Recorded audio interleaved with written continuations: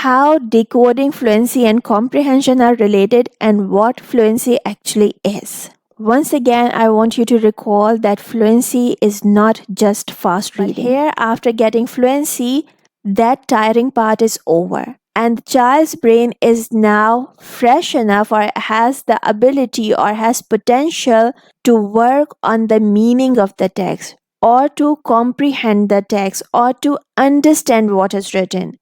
Hello everyone and welcome to Homeschooling with Hira. In today's video, we shall learn about steps of reading, which are decoding, fluency, and comprehension. You might be among who say that my child can decode, but he is not fluent. And this is a big problem, right? So how to rectify it? First of all, we need to understand that what is meant by fluency. Do you think that reading quickly is being fluent? If yes, so this is not all about fluency. And if you want to learn what is fluency, how you can help your kids achieve fluency, this video is right for you. So watch the video to the end, and if you are new to my channel, also consider subscribing it because here you will find solution to all of your early childhood educational problems. And with this, let's start learning about fluency. So fluency is not only about reading quickly, as I just told you, but it is the bridge between decoding and comprehension. When our kids can decode words, they are here at the right place to start reading. After this first step, we have the second step that we call fluency, and which take our kids to the final stage, that is comprehension. Right? So fluency is actually the bridge between decoding the words and comprehension. As it's obvious that our goal with reading is ultimately to comprehend the text, isn't it? It's not that just reading quickly, but getting nothing. So speed is a part of fluency, but reading quickly or reading at a fast pace is just not fluency, okay? Now, I've been telling you since the beginning of the video that what is not fluency. So let's see that how decoding, fluency, and comprehension are related and what fluency actually is. Once again, I want you to recall that fluency is not just fast reading. So what is fluency? Fluency is the ability to decode words as one sees them or with minimal effort. Reading at an appropriate pace and using intonation and expression whilst considering punctuation. This is the most important slide of this presentation or video.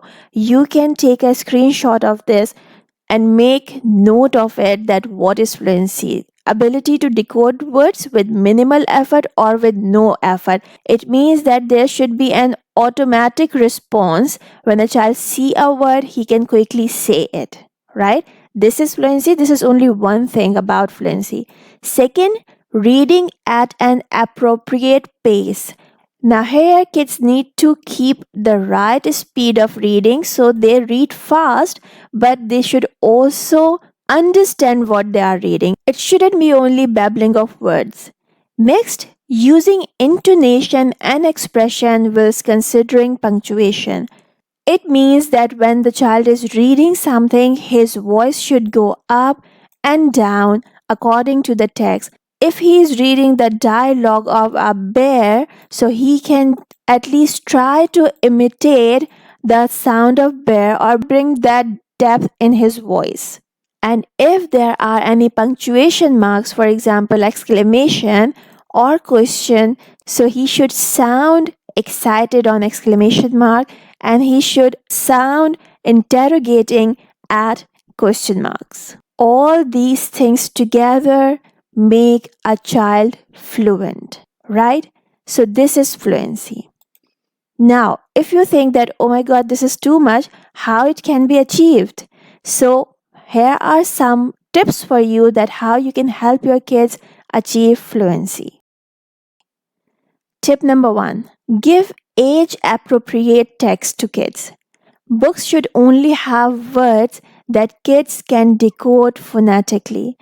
If you haven't taught them any tricky word and the books have tricky words that you are giving them, providing them, it will obstruct their fluency. It will make them agitated or annoy them because they will feel it difficult to read that text and will be demotivated that, oh, we cannot read this text. We are not good enough, so it's better not to read.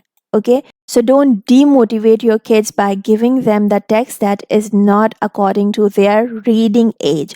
Age appropriate, when I say so, it means that it should be according to their reading age. I'm not talking about their physical age or biological age. I'm talking about their reading age. And how to find this, we can have another video around this topic. But to keep it simple, just remember whatever sounds you have taught them, your text should contain only those sounds, not any other sounds, not any advanced words. Hope this point is clear. This is the most important point, by the way. The second thing is have them read the same book or text again and again until they read it comfortably or improve their speed. Now you might be thinking that children will get bored if you give them the same text again and again. No, they won't. Once they find that they are reading something easily, the text has become easier for them, they will start enjoying it. They will start loving it. And this is what we want. We don't want to overwhelm them. We don't want to pressurize them, but we want to help them to improve their reading. So the same text given again and again will help them somehow to blend the words more easily. Their memory will also help them to retain some of the words, so they just don't blend them, they look them and they say them. So this will also help them to read the text quickly. And once they think that, oh, I can do this, it will give them confidence that yes, reading is something that I can also do. Got it? So please don't think that they will get bored. Give them simple books, CVC books, decodable books, so they can read them again and again and get that confidence that yes, I can read. Next point is if they decode loudly, if they decode the sounds loudly, tell them to whisper words rather than decoding aloud. When they start whispering the words, they will put more focus because to hear the soft sound, you need to be more focused. So now they are decoding, but this whispering thing will help them to listen to the sounds carefully and blend them quickly as well. Once this part is done, you can tell them to blend words in their mind and say the complete word. It happens that once they get used to blending loudly, so it gets difficult for them to blend in mind. So for that, you can give them a play card on which you can make clips and a cross over it. So some visual element will be there that they don't have to speak the word. They don't have to decode aloud. Or you can also tell them that keep your hand over your mouth so you remember that you don't need to say the sound, but the complete word. However, if they don't need this extra support, they can simply decode the words in their mind and can say the complete word. And with all these important tips, the most important thing is model, model, model. Model fluency. If you don't show them what's expected, how will they do it?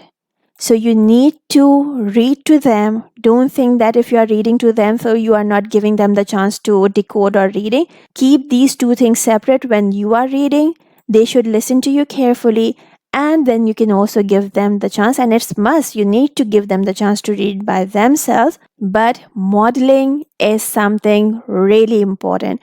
Don't leave it. Don't give it up very quickly. No matter they have got the fluency, you can still read to them so they can learn the voice modulation, intonation, and expressions in their reading. Another very important thing, along with modeling fluency, you need to model disfluency so that they can understand the difference between fluency and disfluency.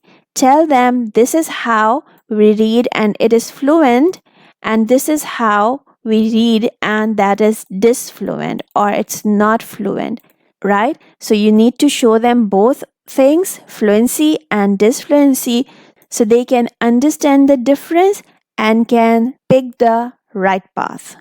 Okay? Now, there is something about the relationship between fluency and comprehension. We have been talking about decoding and fluency. Then, where is comprehension? Actually, if I ask you that why we are learning to decode or why we are learning to be fluent, the thing is this, that we want to comprehend our text. We want to understand what is written in books.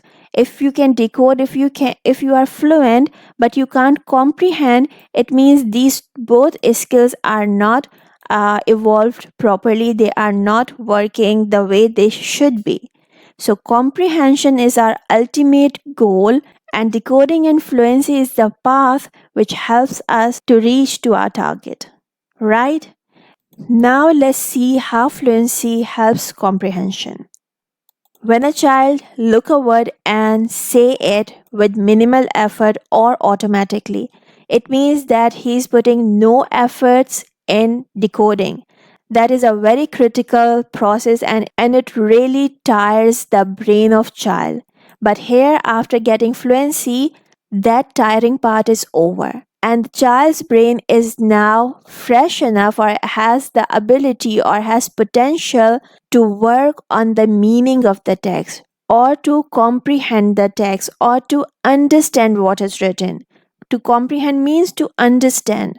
If fluency is missing, so the child will focus more on fluency and he will left with no energy to comprehend the text properly, right? So when you are giving reading comprehension to your kids, you need to make sure that they are fluent enough, or at least the comprehension that you are giving them is easy for them to read, right? So how does fluency help us? Fluency helps kids to decode words quickly and save energy or cognitive ability to focus on the meaning of the text rather than on decoding the words. Got it? Now let's see this bridge again. Fluency is the bridge between decoding and comprehension.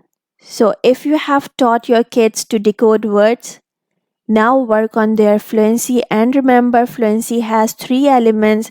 Don't forget them: the ability to decode words quickly or with minimal effort, understanding the text, and reading with intonation while taking care about the punctuation.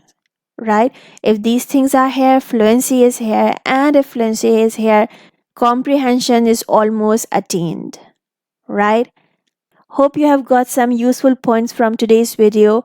If you have got any questions, please write them in the comment box. This is the end of our today's video. If you haven't subscribed to the channel, please do it.